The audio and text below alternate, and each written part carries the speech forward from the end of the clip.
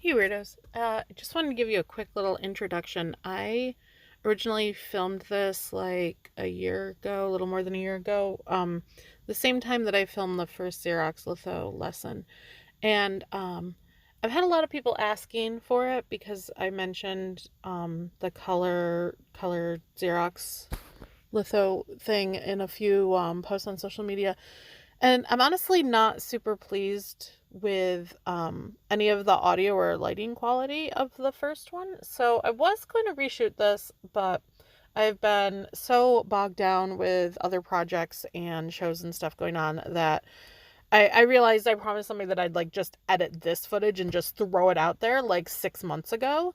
And I don't even know where the summer has gone. So I'm just going to sort of lightly edit this. It's got the same lighting and audio quality problems that the previous lesson had. I'm going to work on reshooting them. But in the meantime, here's this. It's still a very experimental process for me.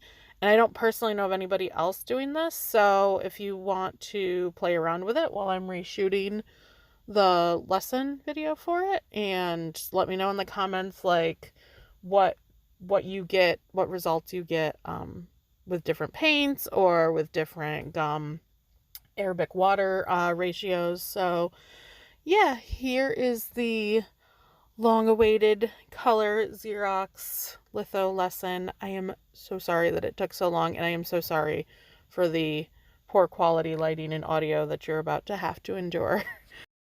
Okay, I have no idea what the audio is going to sound like because I have a fan blowing close by, but it is about 5,000 degrees out lately, so I am definitely not turning the fan off. So if this audio is crap, I'll just switch to voiceover mode.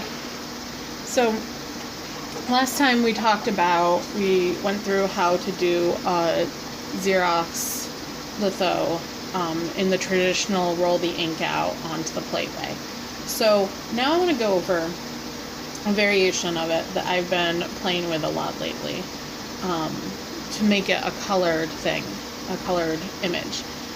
This is venturing a little bit out of the realm of photography and more into the realm of painting, but we're not going to be using brushes. We're actually going to use, I've got a stack of paper towels here, and I've got my cheap oil paints and my gum Arabic water, but that should be probably enough. My leftover ink from last time, because I'm going to use some of that.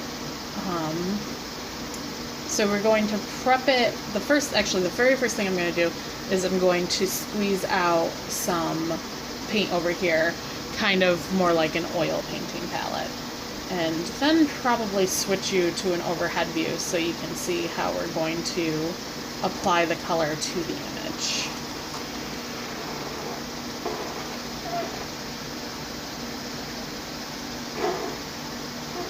And there's no special reason why I'm using cheap oil paints over good oil paints, other than I just had them here and I want to use them up. I'm actually, I've already run out of white,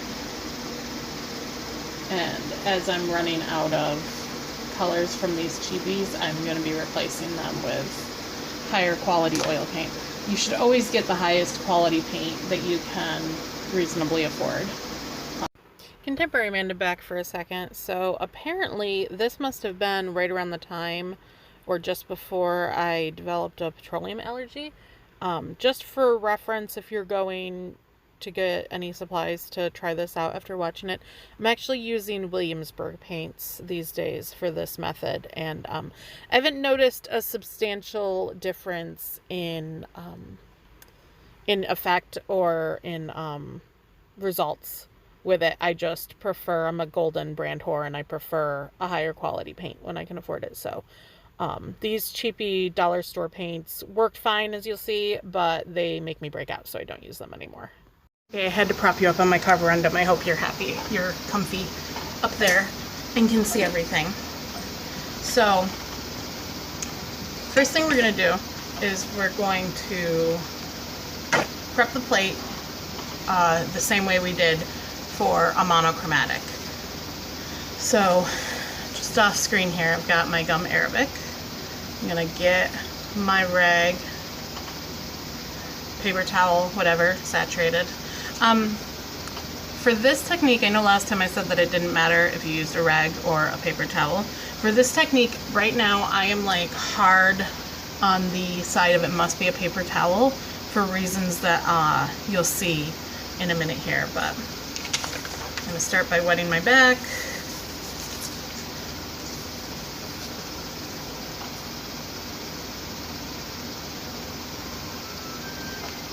And then try to lay it down in frame. And continue saturating the paper.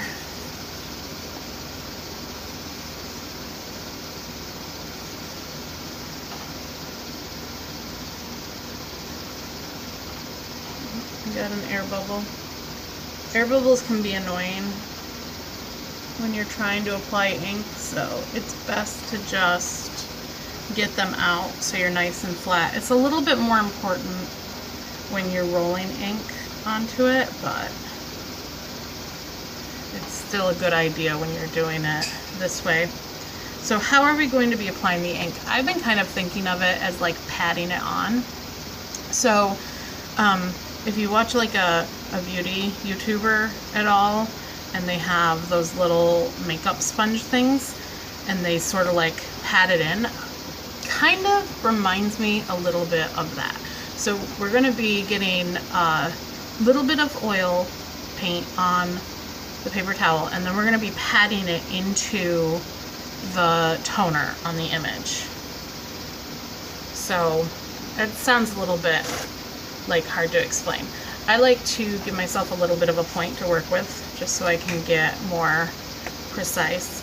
So I'm going to take some brown and orange for her hair because I kind of have a thing with redheads. I've just been doing a lot of redheads lately when I'm actually painting. I like red hair. I don't know. This would be better if this was a flatter palette knife. It would make it a little bit easier to mix. But get your color all nice and mixed up. And then I'm going to take the tip and I'm just sort of patting it into my paint to get a little bit on there. And always wipe, make sure you're wet. So now, we had said before that if you have a lot of toner applied to the paper, you run the risk of washing out your image with the ink. The nice thing about this technique is that you can have a totally grayscale, the entire paper is covered in toner, but you have, because you have those values, I can make sure that I'm only patting where she has hair and not into the background. So I'm just patting very lightly. And you can see that, like, with the patting method, even really light areas of toner that weren't taking ink as easily from a roller are taking ink really well. We're really adhering the ink to the paint to the paper now.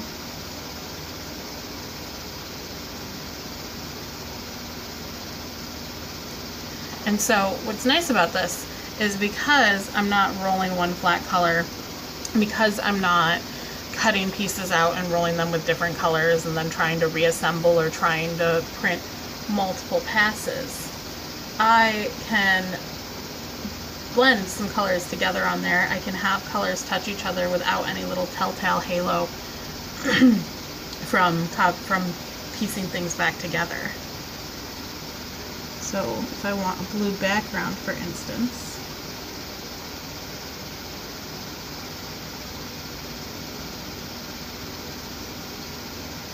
I can just pat that in right up to the hair color. And I could even blend that out if I wanted to have her sort of disappearing into the background. And that'll come in handy. That actually comes in really handy with the skin tone, because I can do like a straight yellow ochre, right, over it.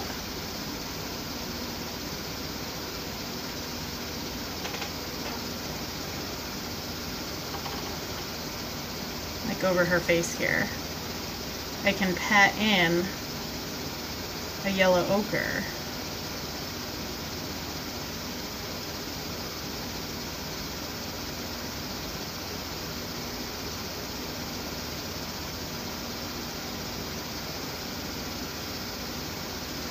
And then I can take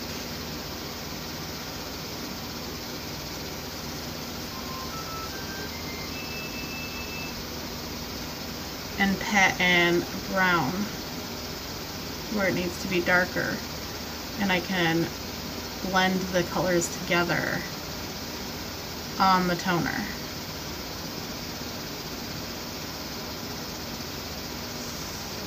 And end up with a much more blended, appropriate color.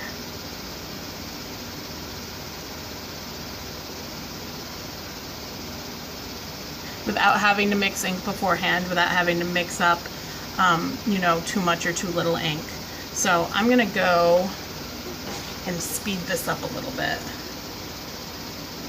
And I'm keeping my paper towels, I'm not throwing them out, I'm sort of keeping them off to the side here by color for when I need to go and use that color again. Alright, I sped up the color applying process about 10 times, but all told, I think it took me about 35 minutes real time to put the color ink on this 5x7 or 6x9. It looks like a 5x7.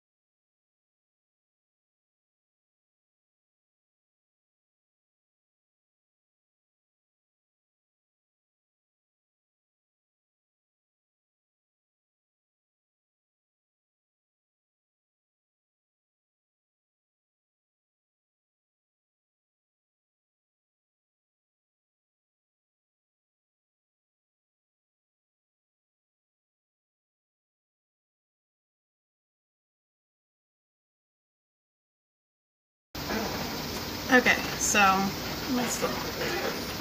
yes, okay, so that was pretty quick.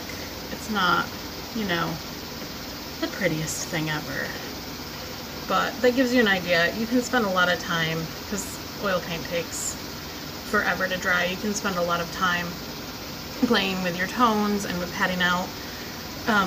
Even rolled up really small, a paper towel is not the best and most precise thing ever.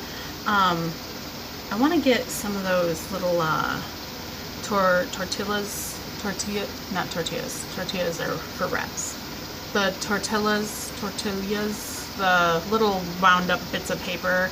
I call them cheater sticks because I've actually since tried it and they don't work at all. They're not absorbent enough, they're too stiff, and the ink just doesn't go on nicely. We're gonna move over to the press now.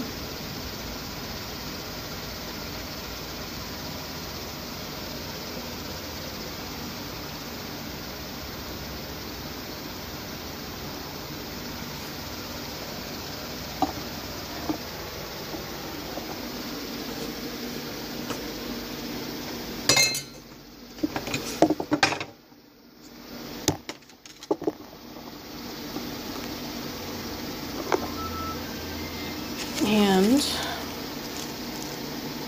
get a nice light colored paper so you can see the color of the paint better.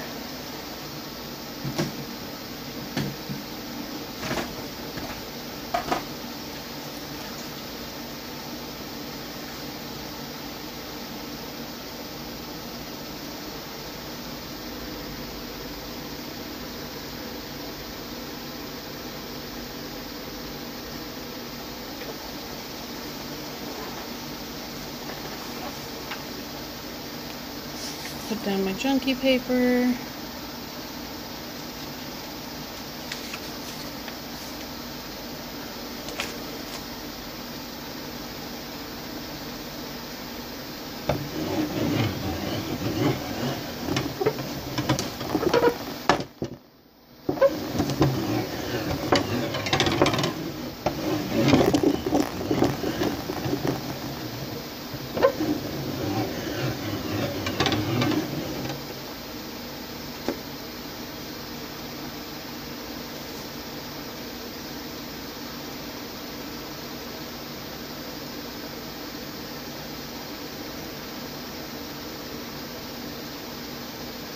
Oh, nice.